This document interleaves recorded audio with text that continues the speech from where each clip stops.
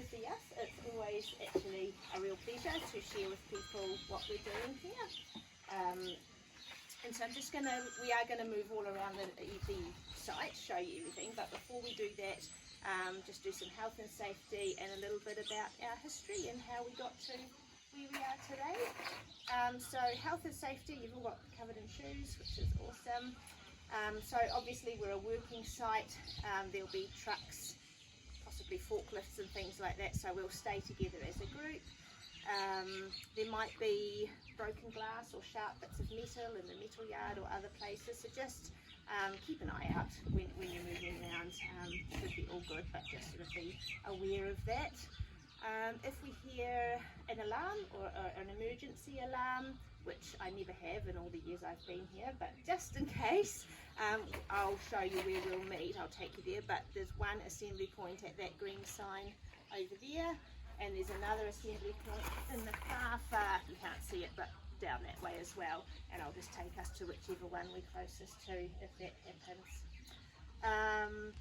And if you need to use the toilet, it's just up the driveway there. There's a little composting toilet just past the office.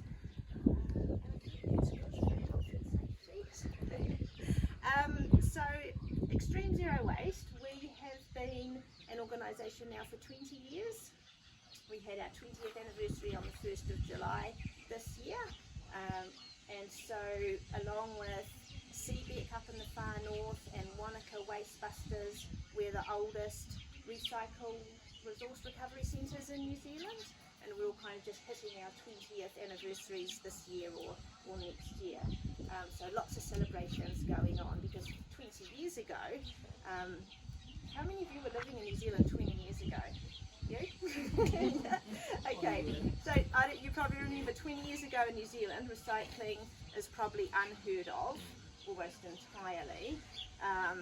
No one was really doing it. Councils were not interested in saving those resources and reusing them. And out here in Raglan, the community is quite an active community, quite interested in looking after our land, our whenua out here, and the oceans. And it was not started by a council, it was started by a group of friends in our community who were concerned. One of them was a fisherman, and he was concerned that in our harbour the fishing stocks were getting noticeably lower and lower and lower. And I think that might have been the beginning point for all of this, was a lack of fish in the harbour. That was Rick Thorpe, who still works here today, and he went to one of our local kaumātua, Whaia Eva, who lived down near the marae, and said to her, really concerned about the water quality, what do we do about that? And she sort of said to him, let's not focus so much on the harbour, but go up there onto that hill and shut down the landfill, because what was up here then was just a hole in the ground where everyone could dump whatever they wanted, toxic things, no restrictions, and all of that was leaching out into the streams and down into our harbour and killing off the fish and other life. So she said, go up on the hill, close down that landfill, and start a recycle centre. So with the support of the town, which was really important, I think there was like 6 original founders and their families. They started without council support. They had an old van that one of them owned, and they advertised in the local paper and said, put out all your paper and cardboard and we'll come around and pick it up. And so they came around and picked it up, and their kids would come up here and jump on it all to squash it down and make bales and find places to sell it. And so it was very much a grassroots family business, not even business, organisation at the start. For a couple of years, I think 2 years, it was volunteer work. No one was getting paid. I think most of the families were probably getting the benefit at the time to be able to do the work up here. And within 2 years, with community support, badgering the council gave them a contract to do all of the rubbish pickups around town and the recycling pickups, and they got single year contracts, which was really hard. You know, it's really hard to run a business when you only know you're going to be existing for the next year. You know, it's hard to invest or get people to invest in you. So there were a number of years of single-year contracts, and then eventually got a 7-year contract from council, and were able to, buy some proper trucks, buy a digger, a forklift that the brakes actually worked on. There's some really interesting equipment and vehicles here at the start, and so that was the beginning of it. And it's what we call a community enterprise. Do you guys do community enterprise? Do you know about that? Like a social enterprise. Yeah. So a community enterprise is run by the community, and it's run for the community. So everyone that works here lives in Raglan and is part of this community. We're not for profit, so everything that we get goes back into the business, into staff wages, or into community education and projects like that. And just with like an idea to the future, lately we've made some changes, so we're still not for profit, but we've become a limited liability company, so that we can, under our Xtreme Waste Limited umbrella, we can partner with other businesses. In Raglan there's always new initiatives, so one of them is looking at land-based sewage, so stopping all of our sewage that goes out to the ocean and setting up on farmland and land-based sewage. And there's a working group looking at that we're partnering with, and under the limited liability we would be able to work with them, but without the risk to our own, to Xtreme Zero Waste, So there's that one, there's the sewage one, and there's also Raglan Local Energy, which is a working group that has the idea of creating all of our own electricity in town and providing it at really low cost, or perhaps being able to do things like provide it to elderly people for free, or someone's just had a new baby, free electricity for the winter, things like that. So working groups that we'll be able to partner with, but just with some financial security around looking at, making sure if one of those fails, we don't take down everyone. So that's kind of future looking as well, because recycling and the work that we've always done here for 20 years is really important, but it's kind of like that ambulance at the bottom of the cliff. You've heard that analogy? We're cleaning up a mess and people keep making the mess, and so we need to look what's happening up here and how we can change things so that the mess stops being made. So we work here, but we also work up here. We work a lot with governments, with councils, with whoever we can to try to make the changes to prevent the waste happening in the first place. So good so far? I forgot to stay at the start. Interrupt me, ask questions, like, if you don't wait till the end and you won't remember what you wanted to ask or something, just put your hand up and, make sure while you're here you find out what you want to find out. And, so if there's specific things you need to know for your course and you want to ask me questions, that's all good as well. I've got a question. Yep. So your funding, is it all like 100% from the council, council contract? So we have the council contracts to do all of the waste pickup and the recycling, and now our food waste pickup as well. We have council contracts for all of that, and then we get income from local businesses who pay us to go and pick up their business rubbish and recycling. So there's that. We get money from educational things like tours, and we go into all the schools in the Waikato and Waipa districts, which is hundreds of schools, and council gives us funding to do that, because the education, that's what I was talking about, that's one of the ways of stopping the huge amounts of mess. Like if you educate kids about how they choose to buy things, do they buy a crappy plastic thing that'll break in a year, or do they say, hey, let's wait and save up our money and buy a wooden one or a metal one, so things like that, getting those ideas, changing people's thoughts about how they do things is really important. So education is a huge part of what we do here, and we've actually just built, you can see a building over behind here, the dark grey one. It's getting finished on the inside. That's our new education building. So we've never had a purpose-built thing for education here. It's always been like here to start off the tours, or in the library or something. But so we got, I don't remember who we got funding for, possibly the Ministry of Education. not sure. To do that and to have a base where we can bring people and do workshops and all kinds of things, so really grow what we're doing in education as well. So funding comes from all different kinds of places, and over the years we've kind of restructured in our office because it turns out that having a business mindset's quite different to just knowing how to recycle stuff. And so that now in our office we have like the day-to-day management of Xtreme, and there are people that do that, and then there's what we call the creative or innovative arm, and they are the people who are looking for investment, impact investment people, who have new ideas about like the sewage thing or the electricity thing. So there's always new ideas happening, and there's people who are creative and know how to get things and match people up and this person and bring in some money here and make stuff happen, and then still the recycling and all of this happens at the same time. So it's very busy in the office. We've probably need twice the size that we've got in there.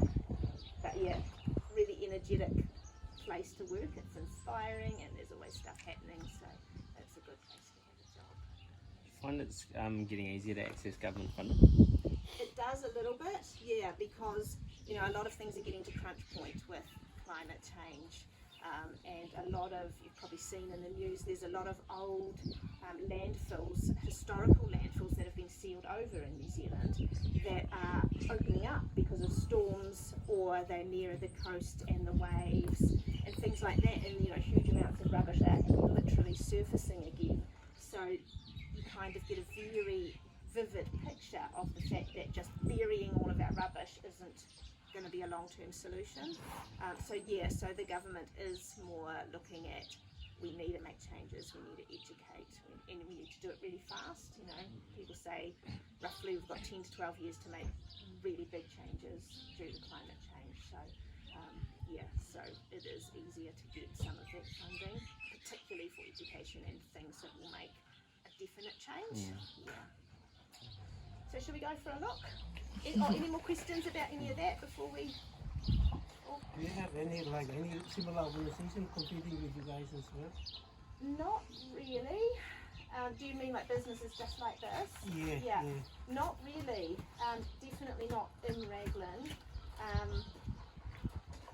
At the start, sometimes Hamilton companies wanted to try for these contracts to see if they could get them, and they came close, and it actually required our grey power. So in New Zealand we have grey power, which is like all the elderly people that form groups that like to take on black power, and so grey power, and they heard that council was going to give the contract to someone from over the hill. And Over the hill means Hamilton. Oh, Hamilton, yeah. Over the hill, yeah. Thank you. And they had a meeting and they said, nah, we can't let this happen.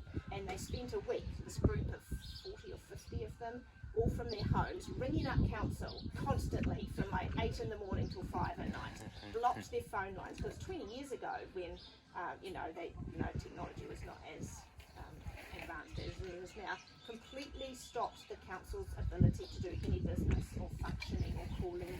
And after a week, the council drove out here and said, okay, we'll give you the contract, call them off, tell them they can stop. And so they gave us the contract, and that's what I mean about the community support behind us. Like, that's what helped us to get going, and the community have come with us. Like, it really feels in Raglan like the community owns Xtreme Zero Waste. It's not like we own it and make all the decisions. It's like very much supported by the people around us, and that's what's helped us to keep going for 20 years. I think if council had given the contract to someone else from Hamilton, the community wouldn't have been behind it, and it wouldn't have lasted in the way that it has. So definitely, community enterprise and that continued support is really key. People are not in our community, they're not shy to come up and tell us if they think we need to do something different or make a change, or what are we going to do about this situation. So we get a lot of feedback as well, as the support, which is awesome. If they think we've been sitting on, so we divert 75% Of all the stuff that we collect, we now divert or recycle 75% of it. Most places around New Zealand divert between 15 and 25%. So we're at 75%, but we've been there for about 15 years, and sometimes our community comes and says, when are we going to 80? What are you going to do about that? 75 is not good enough anymore. So, so now we're looking at, okay, yeah, fair enough. What are we going to do? What's the next thing we're going to claw back out of the rubbish, and what changes are we going to make? So it's a good community to be involved. So to start off, we'll have a look through the shop, eh? So this is a reuse shop, like a help shop sort of thing. Everyone brings out stuff they don't want anymore, and then we can sell it again.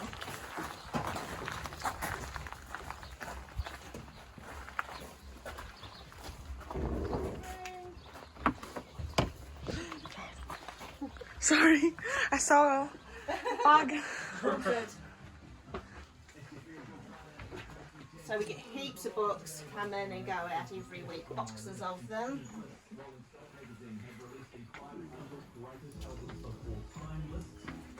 They've got the Beatles, Stevie Wonder, Joni Mitchell, and the Beach Boys in the top 4 spots, but Heaps number of 1 clothing. is Way Marvin too Gaye. much What's clothing. going on? Great album, too.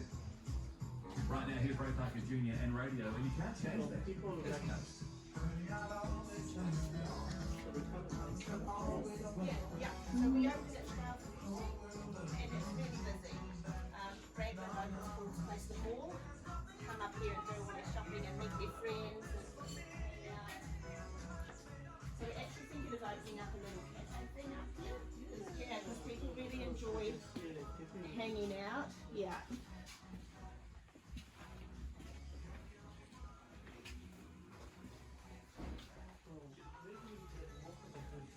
Just from our community, people just bring up, bring up things that they finish work don't want anymore.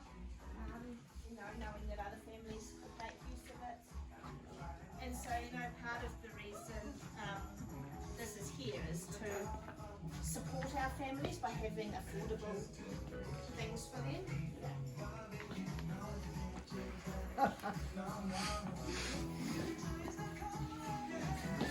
Way too many clothes, eh? Like iron. You know that even when I'm shopping, way too many Yeah, exactly. And it's just So because we have to buy one thing first. So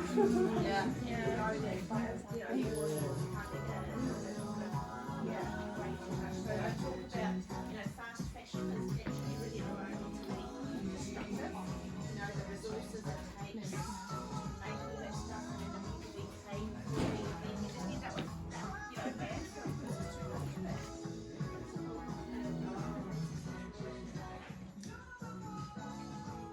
So we've got a lot of creative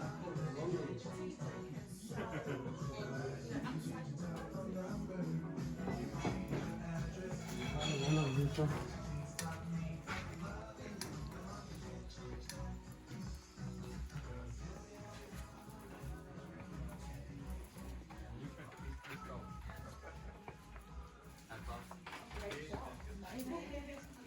I was saying something I don't know, the locals call it the mall. Come up here, hang out with their friends, and you can actually spend hours up here with the books and clothes. Yeah, exactly. And people do, flatting and setting up a house. You can literally come up here and get everything you need. Furniture and kitchen stuff.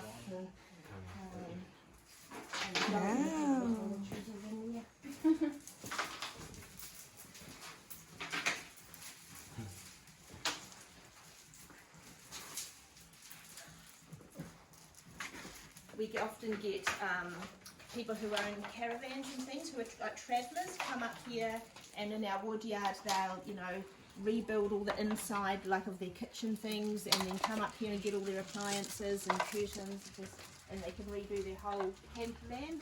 Oh.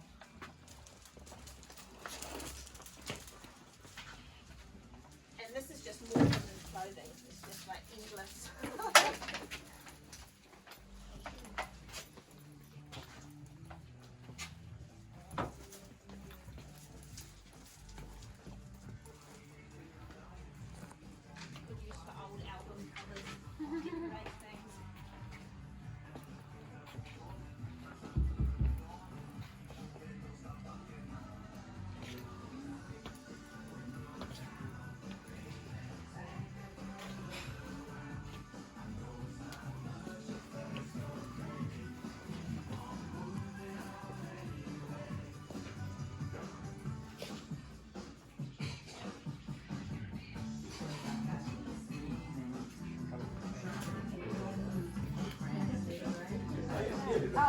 and double ring.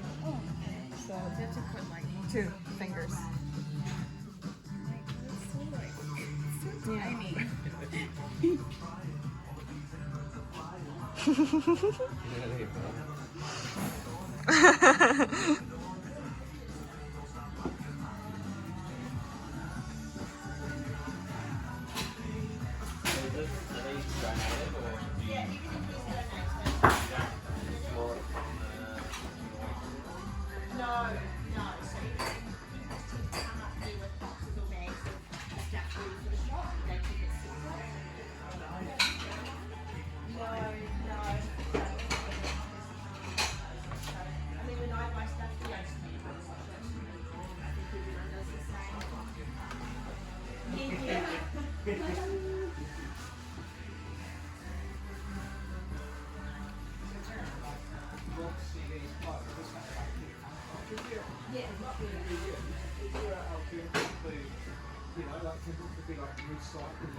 Yeah, so I do the books actually, and anything that's been there for a while, it was too old, and no one's going to want it to go to recycling. Yeah, so that things like plastic toys and stuff, if they've got a number on them, which they sometimes do, we can recycle them, but plastic toys just and it's always an ongoing conversation with people about, because they get upset if we don't want to take it for the shop and they have to pay to put it in the landfill, but it's like, it's broken, no one's going to buy it, maybe next time at the shop, buy something, what, as a general conversation we're trying to have with our community is that thoughtful purchasing, like buying things that we last, and because in the long run it's cheaper. Like I could buy a pair of gumboots every year from the warehouse and they last a year, or I could, spend $90 and get a pair that lasts 7 or 8 years, and you add it up and it's a lot cheaper, in the long run. So, getting the community to think about things like that, so that when they come up with, they don't have to be annoyed with us that we don't want their worn out rubbishy things. It's a really delicate conversation to have with people.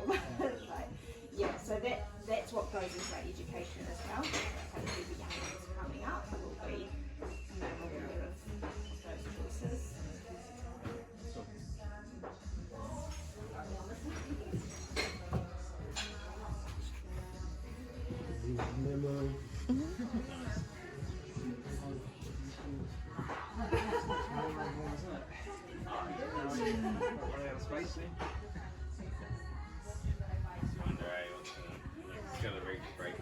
Yeah.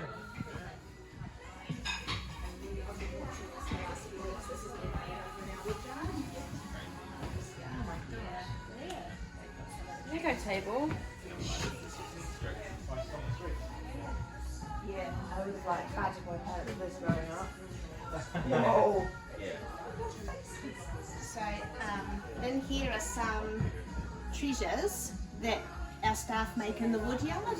So I'll show you when we get over to the woodyard, and then some of the really nice things they upcycle, we bring them up here to sell.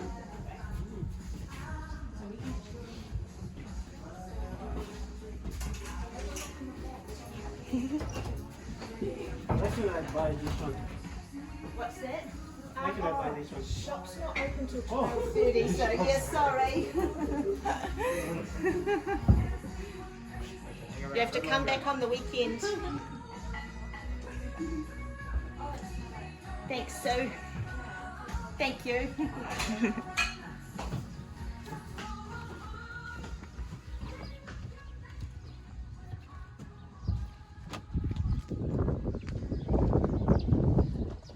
It's so beautiful.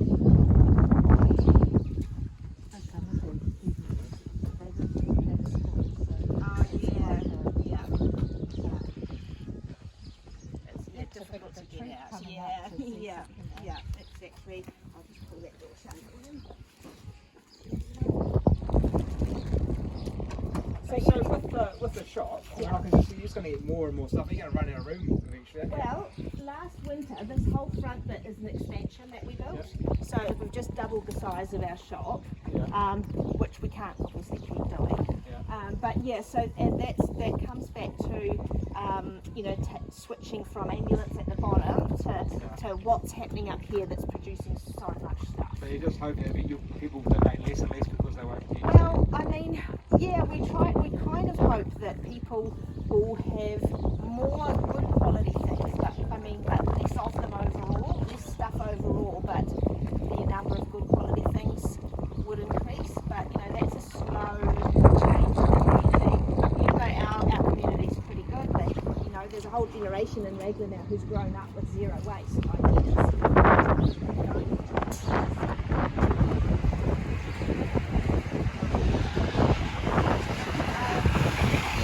What's the chances that you might, if someone considers some people might say, so we can't take any more guys, can't take any more box, can't take any more. Always take the box because anything that's too old, whatever, can be put into paper.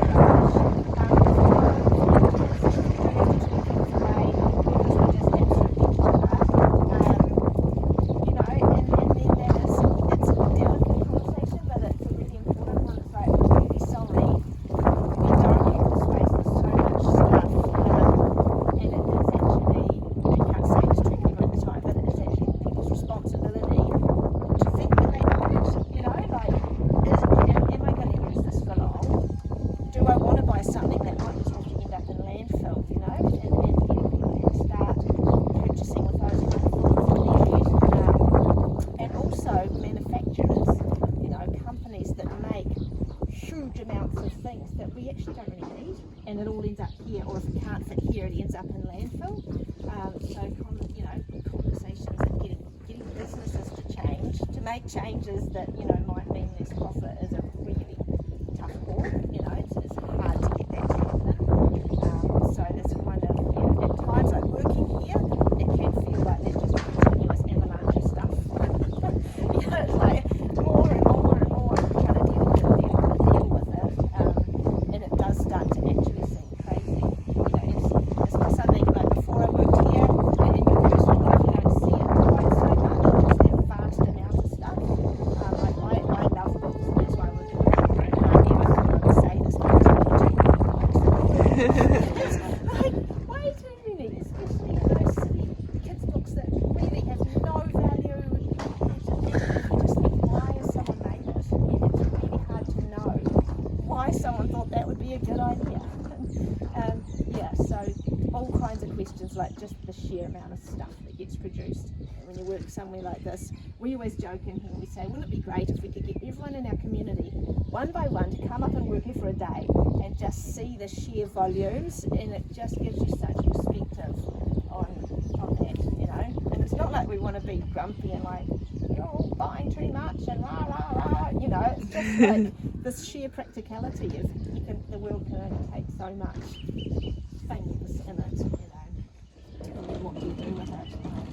The landfills are huge, they're to bursting point, and I know that the New Zealand government's I think they just passed a law to say that the cost of putting things in landfill is going to go up hugely. It's going to go up from like $10 a cubic metre to something like 60. Like it's going to, over the next year, there's going to be a massive jump, and that's to reflect the fact that we're running out of room and they need people to make changes. And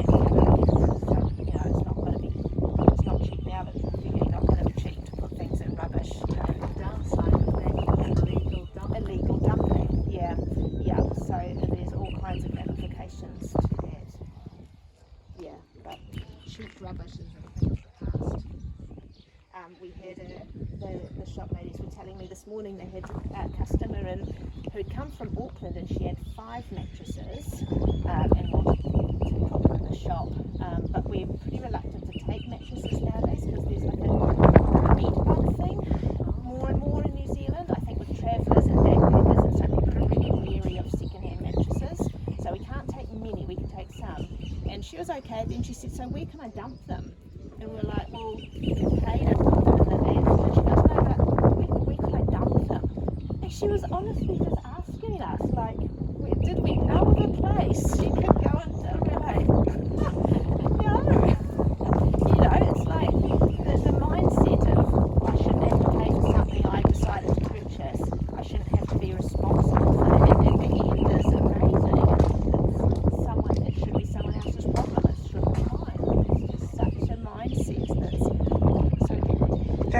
rude as well. It really is, eh?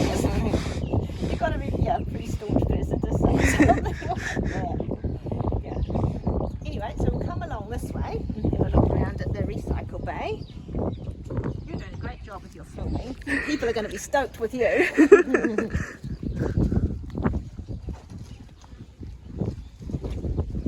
So I think these guys have picked up some of the business waste. I think that's what that is, going around some of our local businesses. Like paper rubbish here. So this is our recycle bay. We do have the trucks that go out and collect from everyone in Raglan, all of the recyclables, so paper and cardboard, and we recycle all the numbers, number 1 through to 7 of plastics and glass. But this is here for people, you know, sometimes you've just built up too much and you just want to come up and sort out your recycling and not wait for your day of pickup. And it's also for rural people. They often will just save up for a couple of weeks and then bring in. And the idea is you can put your crate on the bench and move it round and separate everything into its different types of glass, different types of plastic, so that it's all ready for the guys on the other side. So keeping things separate is really important for being able to reuse, even if there's only a small amount of the wrong type of plastic mixed in. You know, once you get past a certain percentage on a cubic metre bale, that can't be used to be recycled into something else because of the different things that the plastics are made of. Some of them mix well and some of them don't. So, you know, that comes back to the education again with our kids and in the community of why we've got to separate. And it's really important as well. You've probably all heard of China's decision to stop taking everyone's recycling, and we reckon that was awesome. We were like, great decision. You know, why should China be responsible for all of the world's poorly sorted recycling that they can't actually do anything with? You know, as a country, if we're making recycling or rubbish or whatever it is, we need to be responsible for that. At Xtreme, because we actually hand sort all of our recycling, we're going to be able to start selling our product back to China again soon, because we can guarantee that there'll only be 0.7% of things mixed in that shouldn't be there. Most big cities have what's called MRFs, which are huge sorting facilities with conveyor belts and laser sorting systems, and those systems end up usually with about 15% of stuff mixed in that shouldn't be there, and so that product's useless. So they invest millions into those systems, and then now they've got a product that can't really be used. So and because we do a lot of consultation work here, we did advise, like Auckland City Council, not to buy, not to invest in those, but they invested in it anyway. You know, we said hire people. So many people need jobs. You know, hire people to sort it, which is what we do here, and you get a quality product that can be sold and then can be actually recycled and turned into something else. But it was very hard. Most cities, in fact all of them in New Zealand, have gone with the big MRFs that do that sorting that's not so great. So, you know, it's that thing of having the human factor, and Auckland City Council we actually work with really closely, and they are now really interested in this idea of smaller, because bigger hasn't worked. You know, the whole Auckland super city, really hard to organise waste and rubbish, and so what they've done now, they've paid us to help them, and we've set up 7 sites like this around Auckland, and I think we've got another 5 to go. And what we do is we go into a community, find the people with the heart for it, and help them to start it up, and then we step back.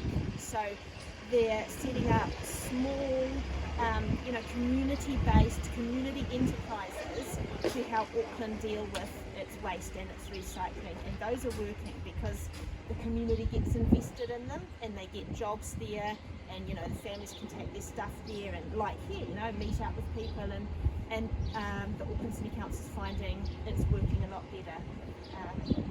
And in the same vein, we've had groups of Chinese mayors come over from cities all across China to find out how we're doing community-based zero waste, basically, because they have the same problem. Huge country, and the big systems don't work very well because people aren't invested. There's not that connection, and it's the connection where people actually care about stuff and take the time. You know, if you want your community to sort their recycling into plastic and this, they've got to care about it, you know, and if they've got their cousins working up here or their friends, or, you know, they know people who are up here, they're much more likely to take the time and be bothered to do it.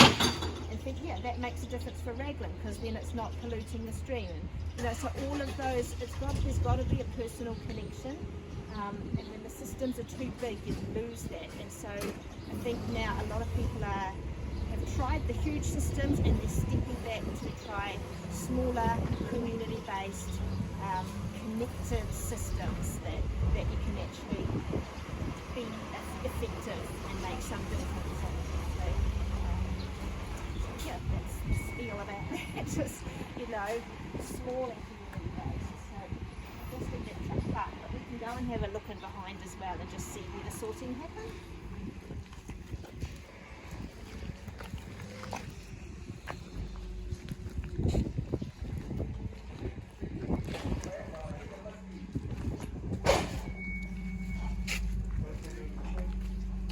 Come on through, we can watch them load that up.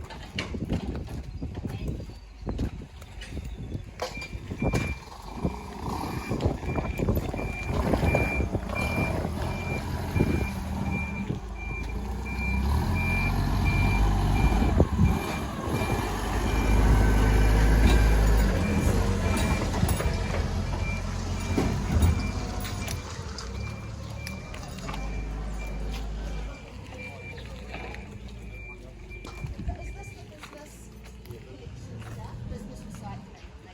Yeah.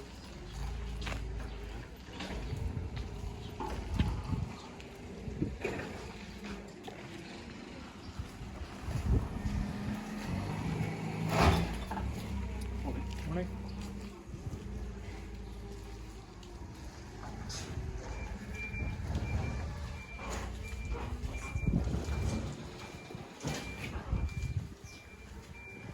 So this is where the sorting happens, when the plastics that they pick up around the streets or from the business recycling that's just come in there.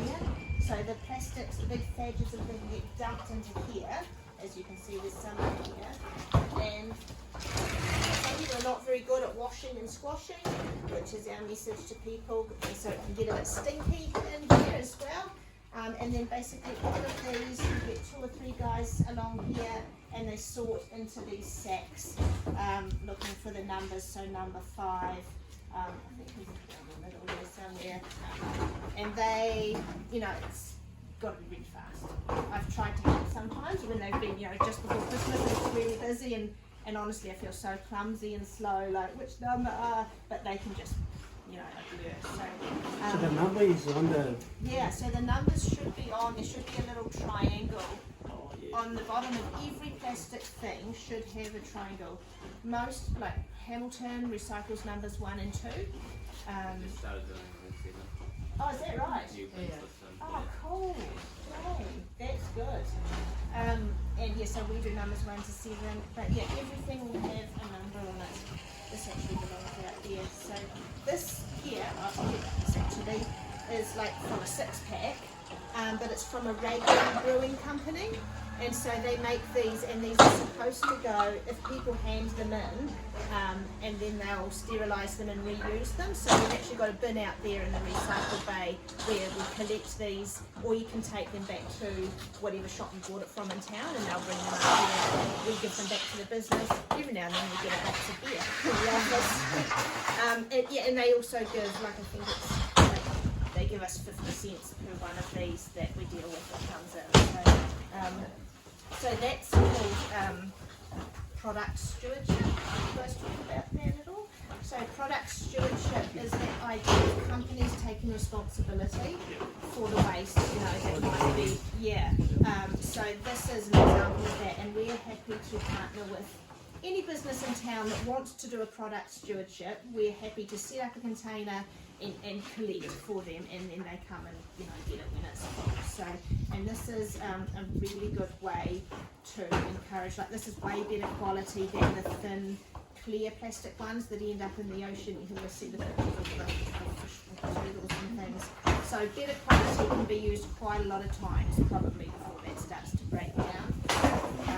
And actually the government this year, over the last couple of months, there's just been some laws passed that are coming in to say that there's 6 key products: refrigerants, e-waste, tyres, plastic packaging, I think farm packaging, like the big silo wraps and things. All businesses making these now are going to have to start creating a product stewardship scheme. So they're going to have to design either products that can be recycled, and they're also going to have to design systems where those products come back to them so that nothing's ending up in the landfill. So it's a huge step to get a law like that in place. That's really at the top of fence, at the top of the cliff. Things happening. So over the next year we'll see a lot of changes around that, and they're also bringing in the old systems that we used to have, and you might know overseas, I'm not sure, where you bring back a Coke can and you can get 10 cents for it and things like that. So they're going to be setting up those in New Zealand should be over the next year as well, and that makes a huge difference to people have told me they've been to Australia where they've already got these systems in place, and the cities where they do it, the parks and everything's clean and tidy, because all the kids run around and pick up the stuff because they can get money for it, so they're like, yes, Coke cans, bottle, and so it's got a value, and that creates a huge difference in what people think of just throwing it out. So placing a value on the resources. So we always say out here, everything is a resource, and it's entirely possible to design waste out of existence. You can absolutely do it. So everything is a resource. Over here behind you, the red and green, that's our baler machine, or our compactor rather. So we can put all you can put a whole bunch of plastic in, and it squashes it. Squashes it down and bales it up for us, and then we can sell it. It's very old, and it's called bulb, and it refers to bulb barley, but it's on its last handful of years.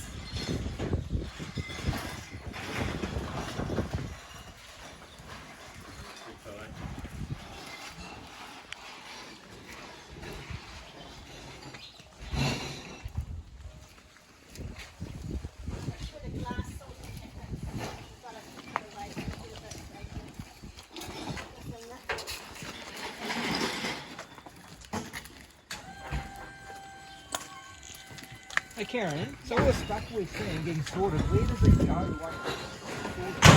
Yep, so a variety of markets. They're all ethical markets, and they're possible.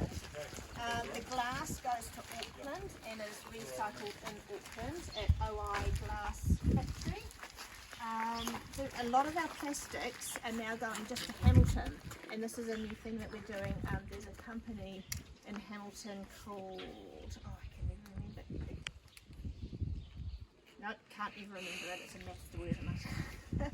And they do things with plastics. They recycle and make plastics. What we've said to them is, if we save enough of our plastics, I think it's numbers 2 to 5, can they make for us our rubbish bags, the bags that people put out, with their rubbish each week?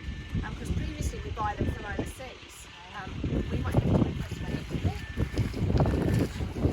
And so that's just starting up. We've just been working with them to figure out the thickness of the bags that we need.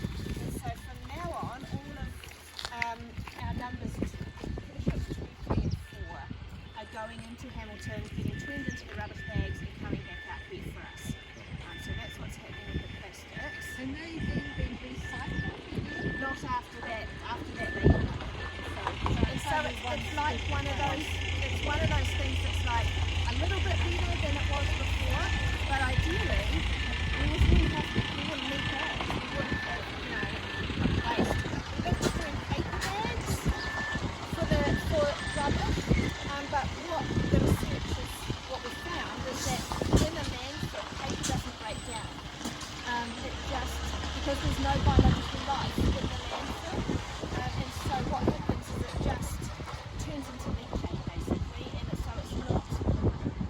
not as good an option as we first thought it might be. There was no real benefit to switching to that, even though when you first hear it, paper does sound a lot better than plastic. It just wasn't offering any. Same with food in a landfill. It doesn't break down. It just sludges basically and becomes a big toxin mixed in with all the chemicals. Becomes a big mess. So landfills, it's just like it literally is a dumping ground. None of those biological processes happen in there, which is why we now do a food waste collection in Raglan, and Hamilton is just started. And Auckland started one, Tauranga, they definitely are starting all around New Zealand, and we'll show you our big composting system when you get up there. But landfill's a tricky place. Things don't break down the way you think they might. But we'll go this way.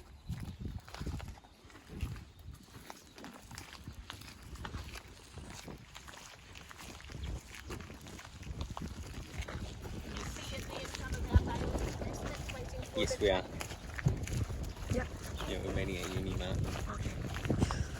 That's a long time ago. Yeah. Did you want to get closer to those? Oh, yeah, so we'll, There's a That's car another way coming. to use some of these mini skip tires.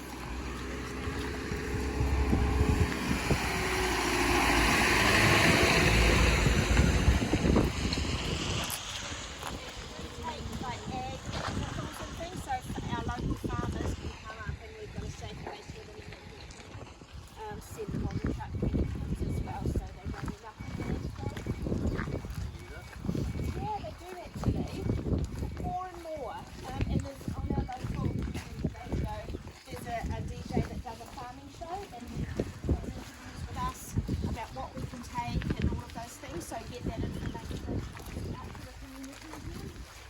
Where's all this paper go? I think that's Auckland as well. Paper. I think it's recycled up there. Yeah, it does.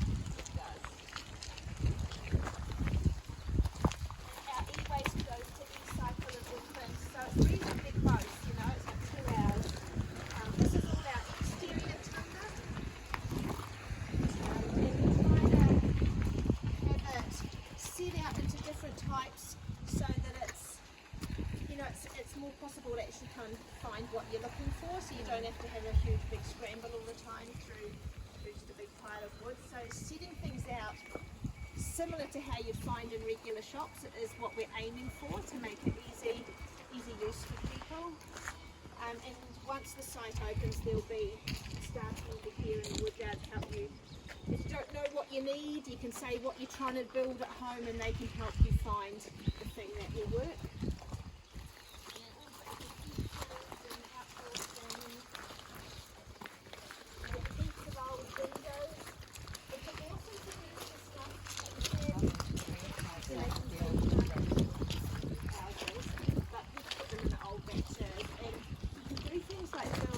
Seed raising houses with them and stuff, so there's all kinds of uses, and I'll show you here. Do you charge people for the timber or windows? That sort of stuff? Yeah, all of this we charge for. Oh, for buying, not for dropping off.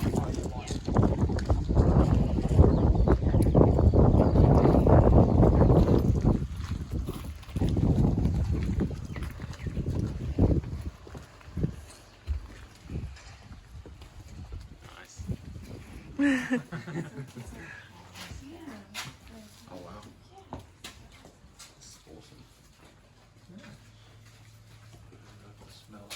That's so good, eh? I was just thinking. So this is, with this space here, it's still being set up, but the idea is that we're going to run workshops and, teach our community how to fix your broken chair or how to fix your broken dressing table.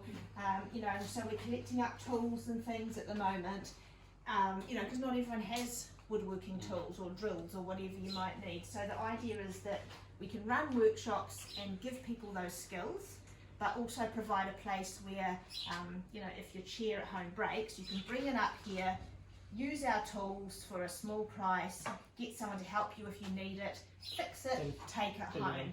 Yeah, instead of, it has to go, and then buy another one. So teaching people, increasing the resilience in our town, like people who can look after their families, look after themselves, instead of just having to throw it out, buy a new one, throw And it these out. courses are free, because education courses are free. They don't have to pay to attend those courses.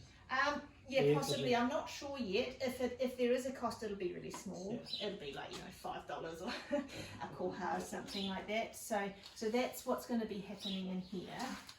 The staff already do work in here. We've got 2 woodwork staff, and old furniture that comes in, and they will upcycle it or fix it or create something beautiful. And if they spend quite a lot of time working on something, then we put quite a good price on it. So you may have seen in the shop, I don't know, but there was a corner with some of our woodwork things, and so if they've spent a day or a couple of days working on a chair and made it really beautiful, like that sort of thing there, like getting really creative, then we'll put $100 on it or something, and the sort of and then so rich people from Auckland might come and buy those things, and then it's like more money for our community. So we have we've got the real cheap stuff, and then we've got, if staff have worked on something, we'll put a good price on that. You find people do buy it? Yeah, they do, and because we get a lot of tourists here, it's a bit of a tourist destination to come up to. Oh, cool. We get a lot, Yeah. and people from Auckland love it. After the lockdown finished, in those first few days, and we had to take everyone's names and addresses who came, and I was on the driveway, and there were so many people from Auckland saying, we've been waiting for months, we can't wait, and Hamilton, and so it really is a place, people definitely, like once it opens at 12:30, it's so busy.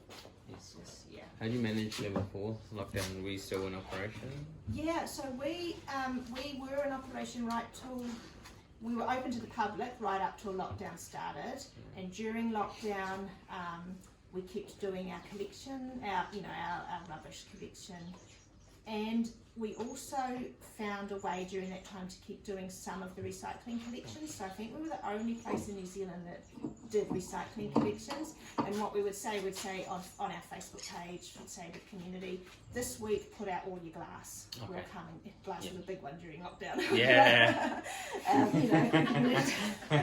Next week, put out all your plastics, and so we were able to do it like that, and we had our guys in full sort of kit, all gloves and everything, head to toe, and so we made the effort to keep doing that. And really interesting statistics for us during the lockdown, the amount of rubbish created in Raglan was only 40% of what it normally is. And so it gave us a picture for the first time that 60% of our rubbish here is from travellers and tourists and out-of-towners. It was like, whoa, we sat on 40% during that time. So it was really interesting sort of statistic. Now we can go to council and say, hey, we think you should give us a bit more money to deal with all of the, why are Raglan people paying, so statistics like that you can go and get. They could have been buying less. Yeah, people would have been buying Yeah, less, exactly. So yeah, interesting time for sure. Kept those basic operations going, although the shop, no one could come up, but So if we head back out the door we came in. Do you like this chair here? Did you guys see this? It looks so nice. And buy it. It's made with plywood. How much is that? I don't know. I'm not sure. I think it's, expensive. that's going to be a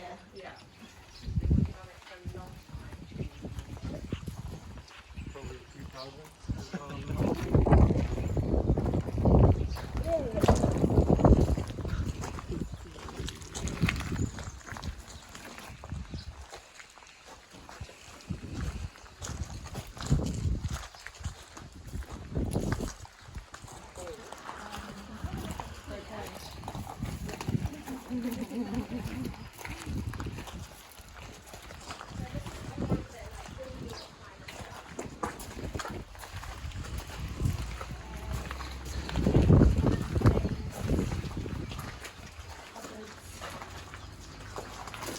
Sometimes down there's like old tins of paint with just a little bit left in them, or light bulbs and hinges and screws and all kinds of things like that.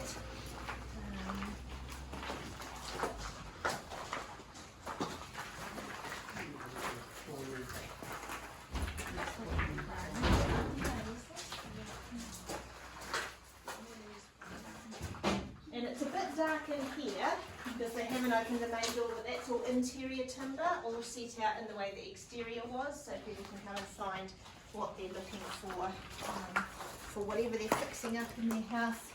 And the cool thing about, you know, getting second-hand furniture or second-hand timber is that you can often get beautiful native timbers. We can get Rimu, Cody, you know, that you normally probably couldn't afford, you know, to get for your house. So there's a real bonus to actually getting that instead of, you know, buying something from the warehouse which is made of wet bits wood and isn't gonna last for very long.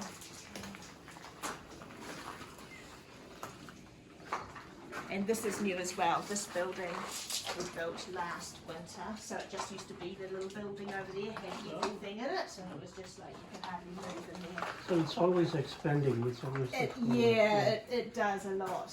At the moment, we're really, we've been looking at the site, looking at what we need, and we really want to make it like a centre of excellence, like a place where other people can come and look as a model, like, you know, what they can do, and that's really what we're aiming for at the moment, is sort of designing, looking at the overall thing, because it has been very ad hoc over the 20 years, you know, just a little thing here, oh, let's do this, oh, you know, and, but we're sort of trying to look at the overall design more. So this land, just this quick land, would be more... Further up the driveway is a little bit more. We have to own it.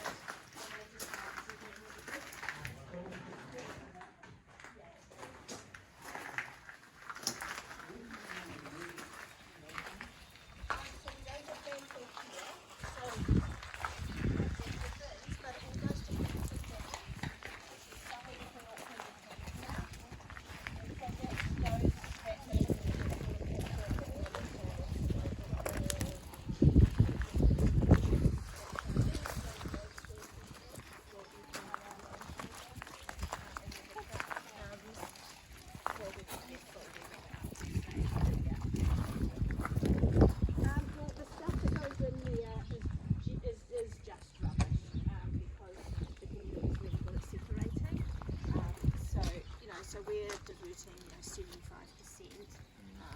aiming for, you know, getting higher than that. But yeah, you don't really want to go through Irish bags.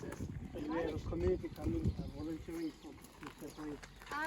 It's everyone who's up here is paid, but I mean just like in their homes, people are good at separating. So they have the bins, and they do make the effort to do the recycling and to separate, keep their paper separate and all the different things. So it's, you know, and it's down to that. Everything's down to education again. So to make the system work, you know, you've got to have a community on board with it and invested in it. You know, and it pays because it's cheaper for them. If they recycle, keep their things out, then their landfill bag, you know, doesn't fill up as quickly, and that's the bit they have to pay for, is the landfill bags. So it makes it cheaper, and you know, most people want to do it now in Raglan anyway. Is there any programs that council is also setting up to really motivate the communities in separating their rubbish? I don't like giving them so. some token of appreciation or shopping brochures or I something like that don't to really think so. motivate. Yeah, I'm not sure. Mostly we just do it here ourselves, all of that education. And yeah, like I said, like all of the schools through the Waikato and Waipā, we do education for. It's not traditionally very motivated to do that sort of stuff. Rather than we've done it. So have a look at it.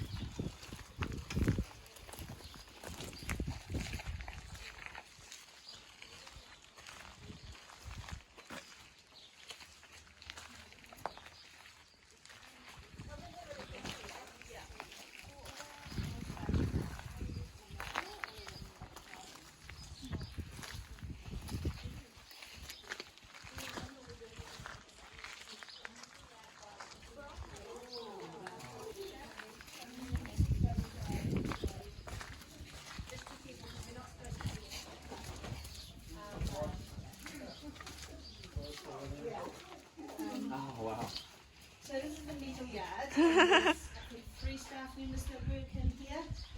And this is just a little thing they're doing for fun, just making this creation. I think we're going to put it in our Christmas parade this year, put it on a trailer or something and take it down the street. And it's going to probably end up being the mascot for the little yard or something. So the guys that work in here, they can do welding and fixing, like all of our vehicles. If anything breaks down, they can fix stuff. Our bins and things if they need repairing. So they, as well as sorting all the metal that comes in, they're like our repair guys and fix it men. So this is their little workshop in here. But we'll sneak back out because we're not supposed to bring people in. Usually they're in here, so we come in a good time.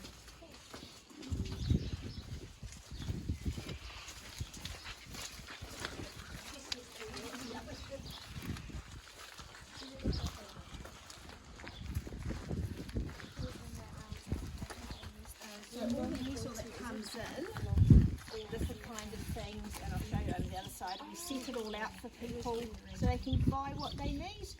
But if it sits here for a while and 6 to 8 months and no one's going to take it, it goes in that green skip bin and then it goes and Get bent. it gets melted down, made into new whatever's made into metal.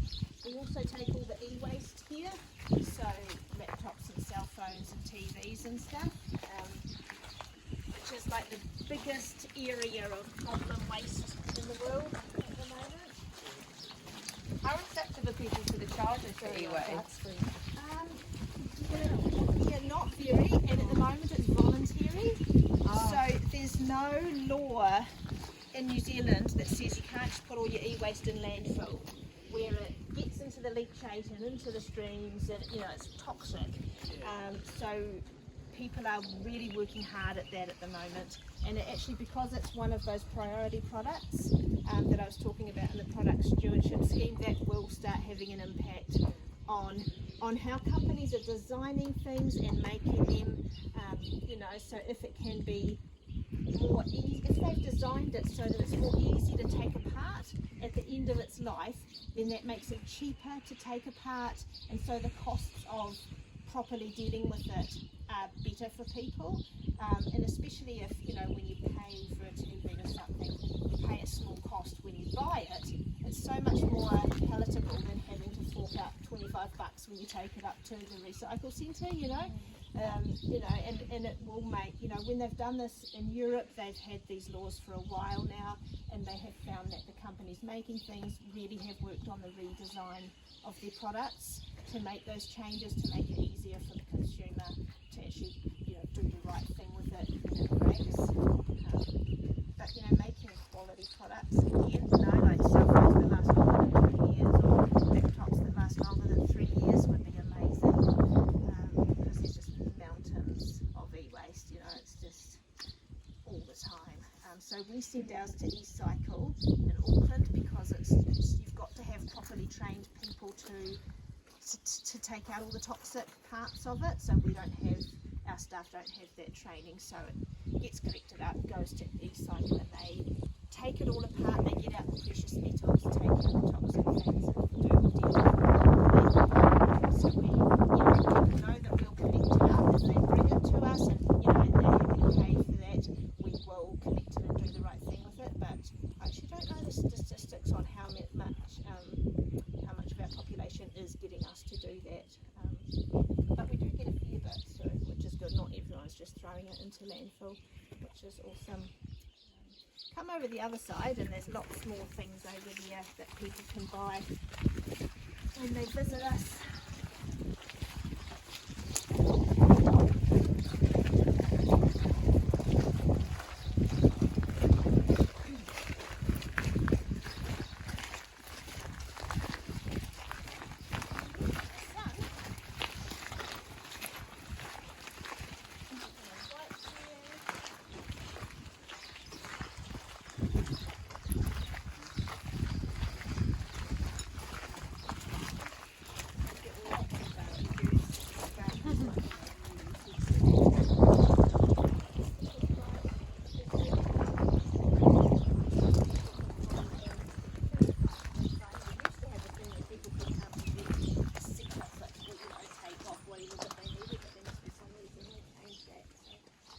it probably costs $5 for the whole wipe. So yes, probably something like that. So, so we try to keep prices, you know, for the community as reasonable as we can.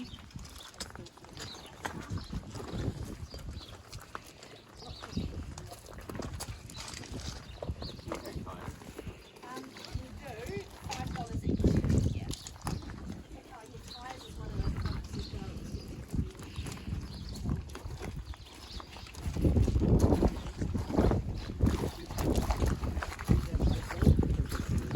They pay us $5 when they bring them here.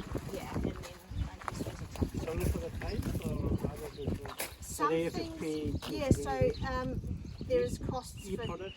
yeah. So you got to pay for that. Got to pay to drop like whiteware, like the fridges and Fridges, those sorts of TVs. things. Yeah, all of those sorts of things have got a processing cost because we've got to send it somewhere else, Yep, and that yep. you know all costs money. So that's like pretty much the site up here. Up the driveway. Are you honest? Yeah, have you still got to come? So up the driveway, I'd really love it. We could drive up there and I'll show you our new composting unit and where all the food scraps get processed and stuff. That's like our newest venture that we've just been doing for the last few years. So if we get back in our cars, does one of you have room in a car that I can pop in? Choice, okay. We'll pop up there and have a look, and yeah, then we'll be finished. I'm here. Oh, you're here. Cool.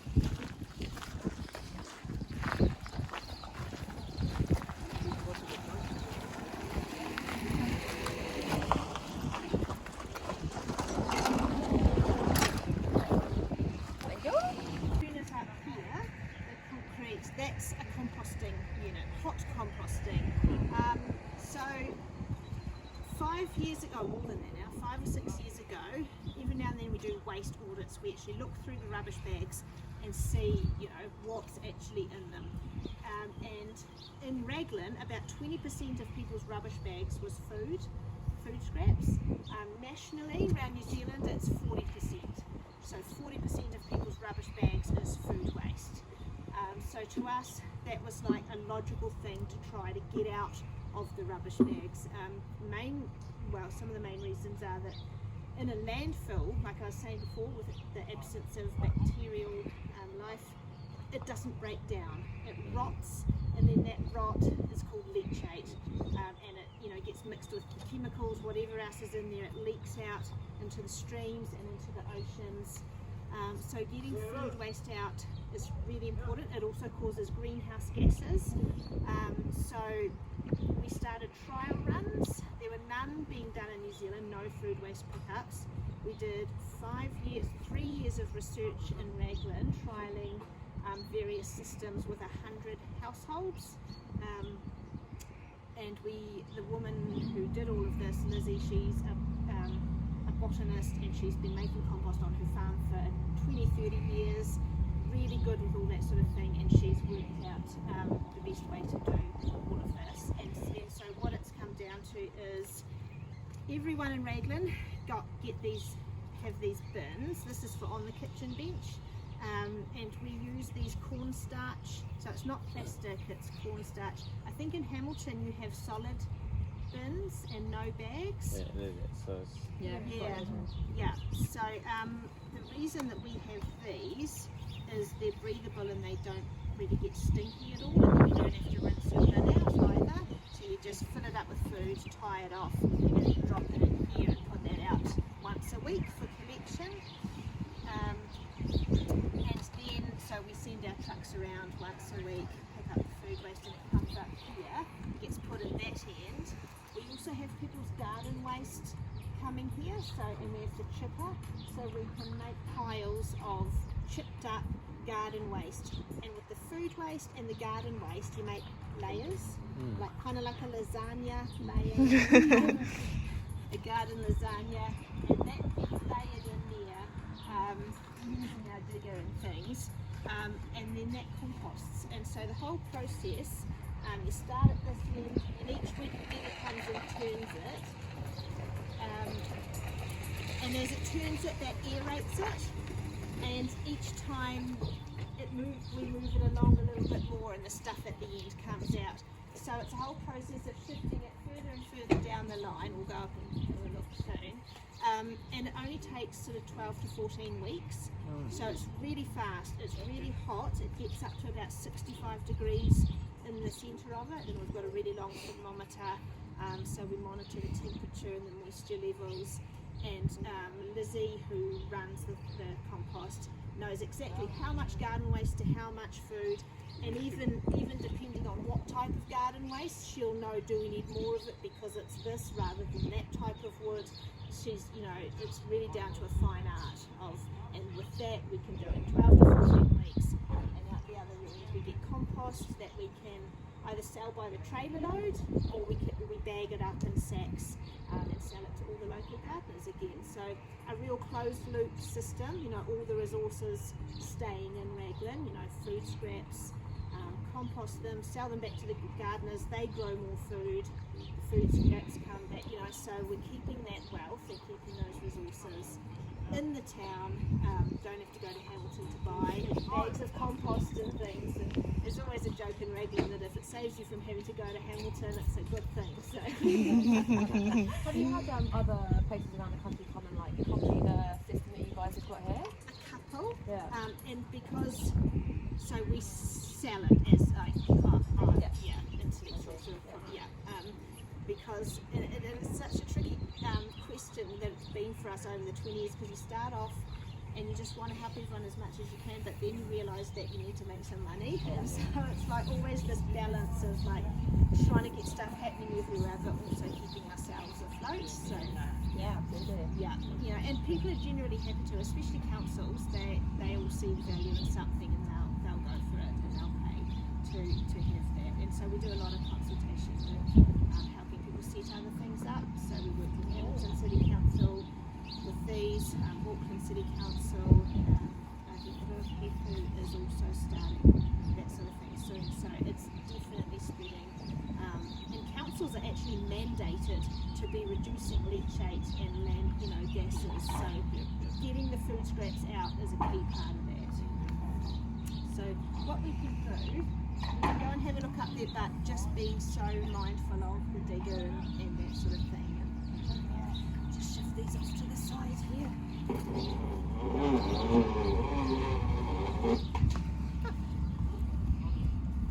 So it self-produces the heat.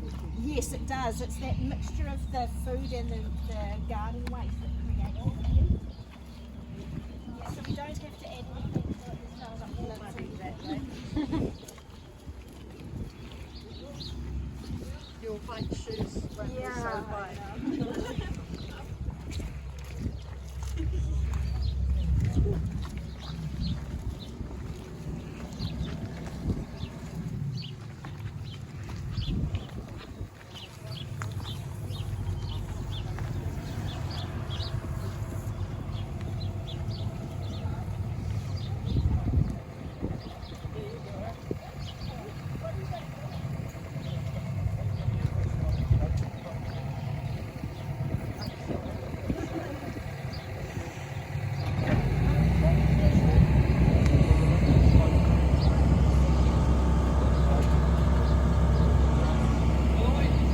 So that's the drainage that they're fixing right down the bottom. So we do water it and stuff when it needs it, but obviously drainage is really important as well. If you peek in under the roof there, you'll see some of those cornstarch bags. You can still see them. And the food is not really broken down because it's just at the start of it. But you can see even by here, by the next couple of weeks, you can see a lot less, you know, it's already breaking down a lot in composting. By the time it gets up there, you know, you get beautiful soil.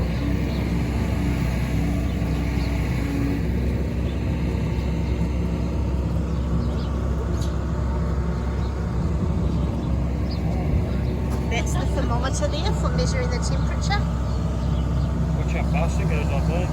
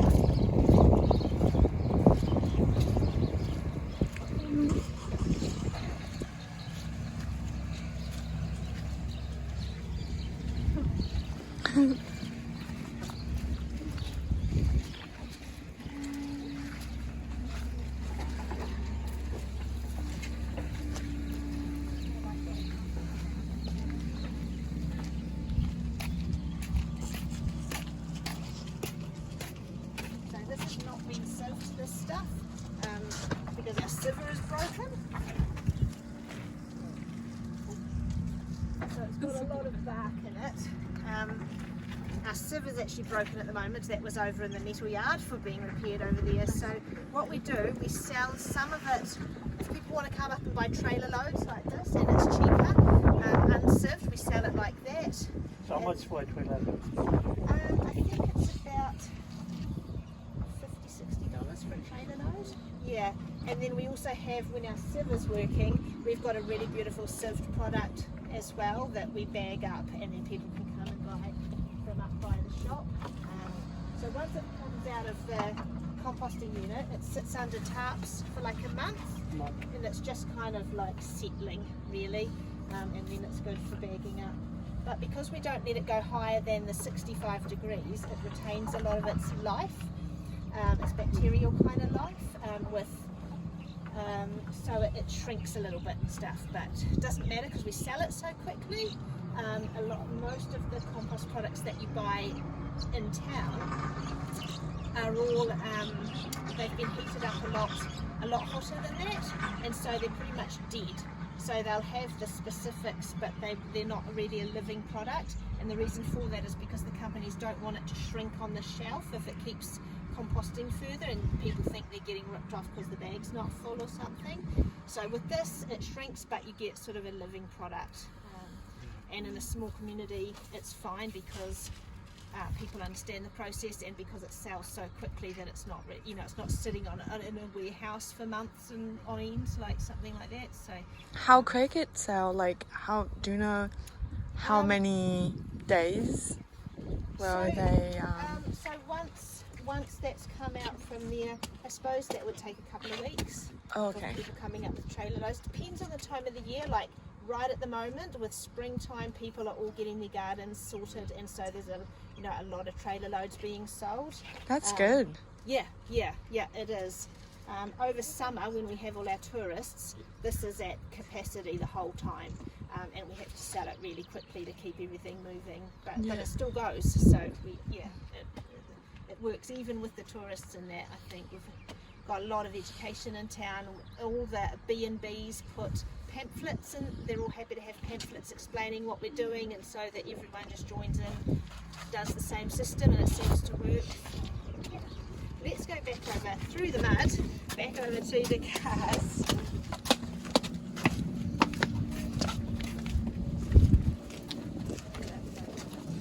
So all like the batches and all those things happen as well? Yeah. I don't remember seeing all of those. Yeah. Well, it depends on each individual one. Yeah. Most of them, I think, Awesome. to have the information. And a lot of them now even have, because we work in partnership with Raglan, and they do a lot of the work with the batches and stuff. Yeah. A lot of them, I'll just tell you one actually. So just had a question about, whether the Booker batches and B&Bs and things are happy to do that, communication with their customers, and most of them are. It's individual, whether they have the pamphlets and things. But yeah, most of them are, and even a lot of them, we work in partnership with Plastic Free Raglan, which is a group that is working hard in our town to get all the cafes and businesses plastic free. So straws and takeaway containers and all of that sort of stuff. But one thing that they do is they go to the Booker Batch people and the B&Bs and say, do you want to buy this kit? And it's got a clean cup, and it's got metal straws and cutlery and all of that sort of thing. So when people come for their holiday, if they're not geared up for life in Raglan, where you bring your own reusables, they can rent that from the B&B place and take it into town with them, and if they love it, they can buy it, and then we'll stock the B&B with a new one. And so it's a little kit, a little snackage package thing that you can take into town. So, and a lot of our B&B owners are really keen on having those in their kitchen for people to come and use. So we try to have that going through the town, that because so many of the people here are tourists, there's got to be a way of getting the information, to people who are only here for a weekend, and that's kind of the key way, is to have that in the places that they're staying. And it's very cool. Most of them really get on board with it. Like I said, like in summer, that has to work at capacity.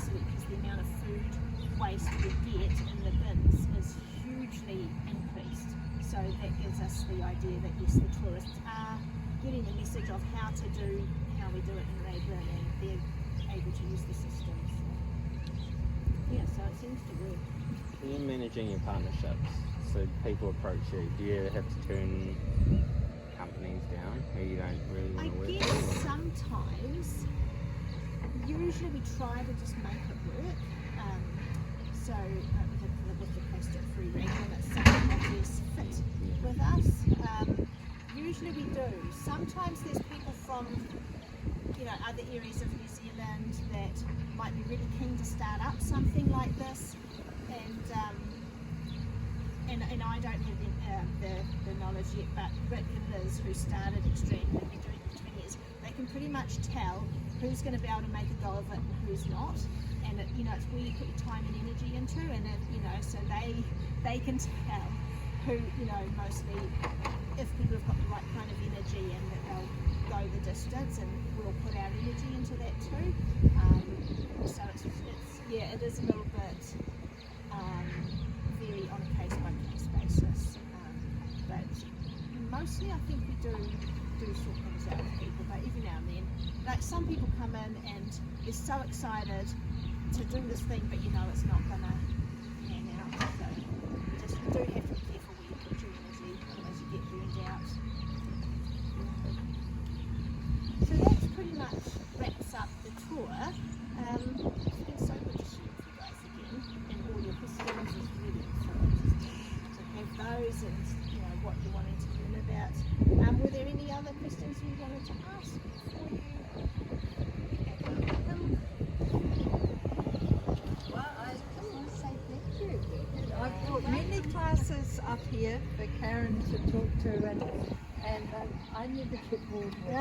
That's cool. It's fantastic. So thank you very much. Yeah, So thank much. you.